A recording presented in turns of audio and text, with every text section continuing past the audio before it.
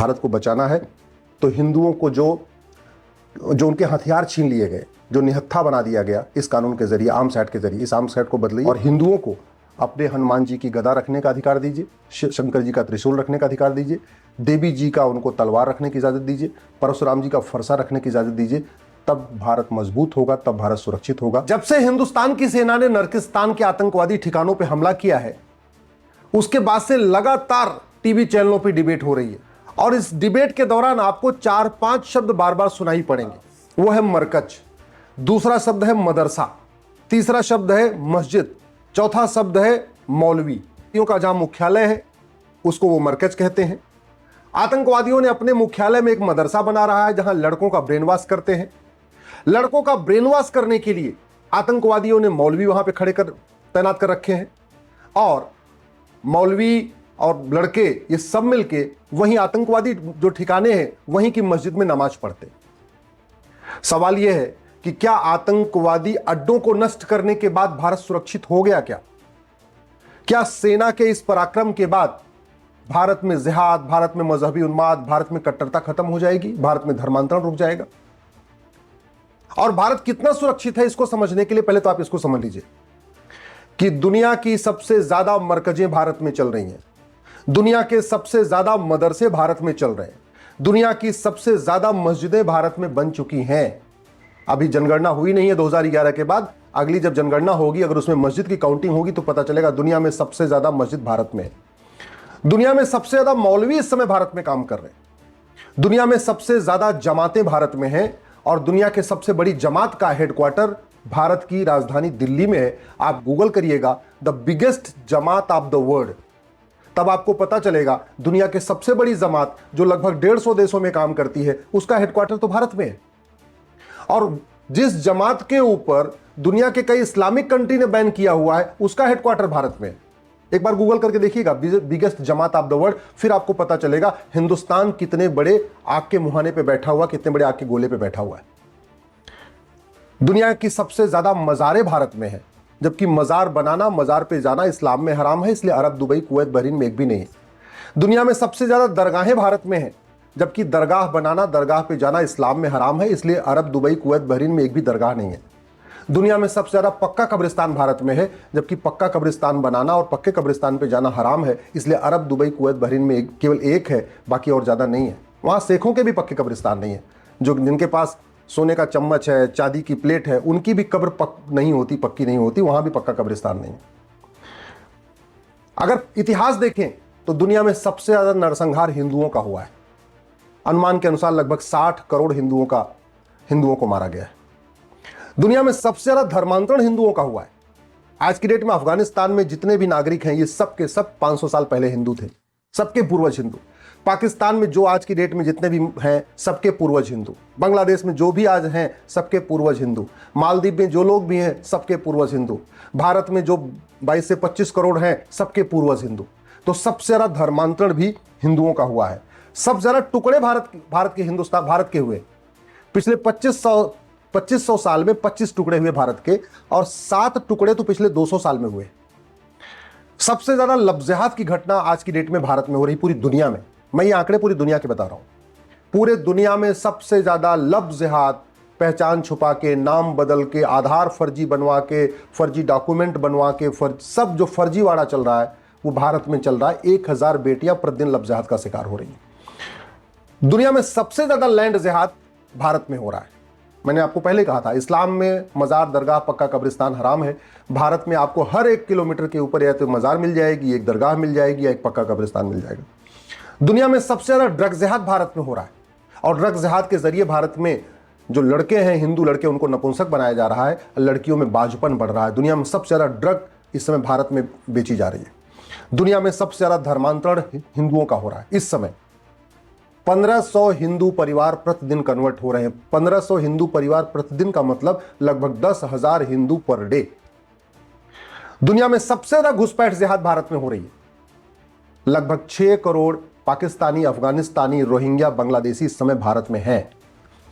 दुनिया में सबसे ज्यादा जनसंख्या का जो सबसे ज्यादा बच्चे भारत में पैदा हो रहे हैं, 90,000 बच्चे पर डे पैदा हो रहे हैं। चीन जिसका क्षेत्रफल हमसे 3 गुना ज्यादा है, वहां 45,000 बच्चे पर डे पैदा हो रहे हैं, और भारत, हमारा क्षेत्रफल चीन का 1/3 है, यहां 90,000 बच्चे पर डे पैदा हो रहे हैं। यह है पॉपुलेशन जिहाद। सबसे ज्यादा बहन बेटियां, पूरे दुनिया में सबसे ज्यादा बहन बेटियां भारत में गायब हो रही हैं।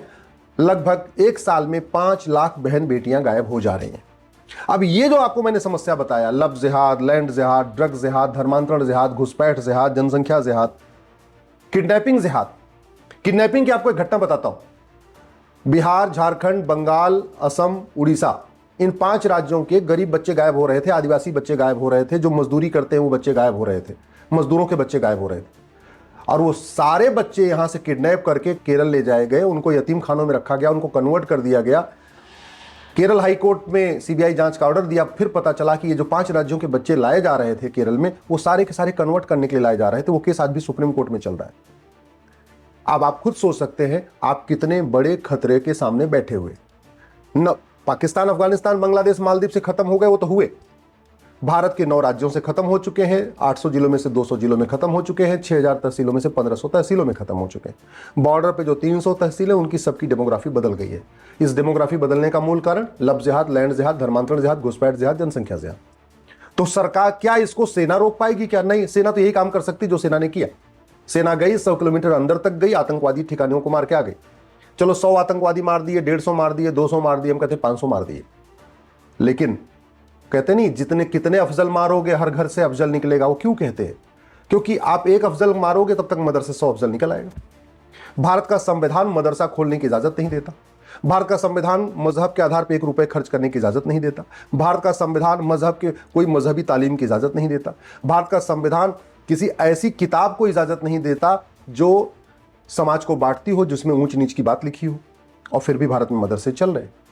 समाधान क्या है? समाधान इसको सरकार और सुप्रीम कोर्ट को करना होगा।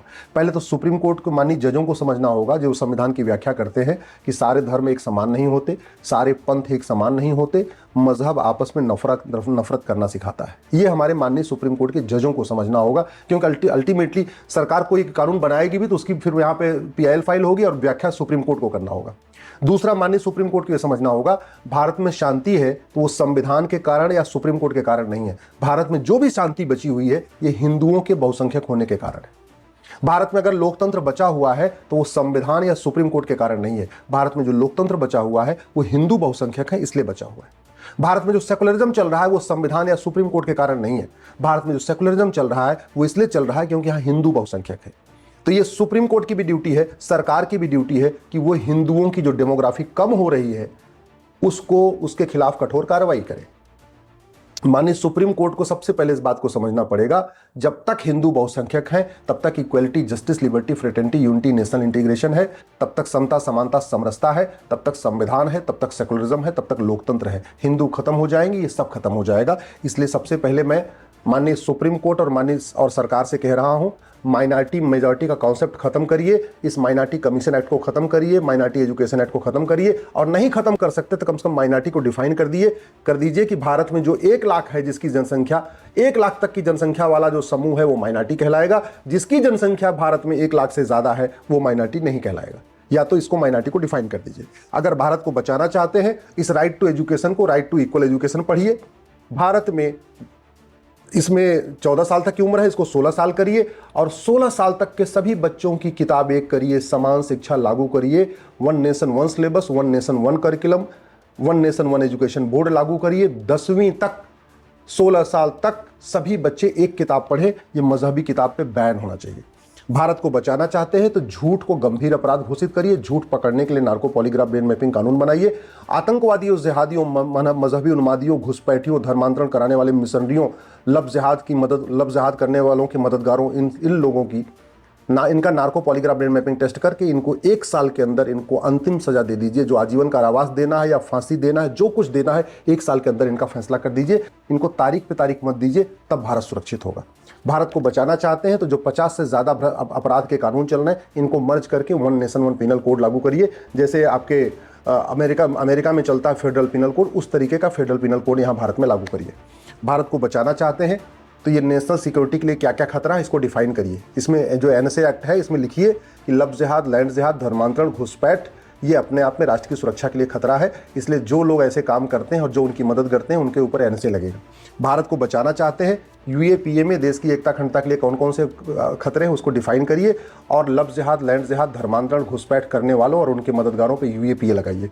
भारत को बचाना चाहते हैं, नकली दवाओं का कारोबार रोकिए, क्योंकि नकली दवाओं के कारोबार से जो फंडिंग आती है वो सारा का सारा पैसा भारत को बर्बाद करने पर खर्च होता है। इसलिए इसको नकली दवाओं का कारोबार रोकना है। इस घटिया कानून को ख़त्म करिए।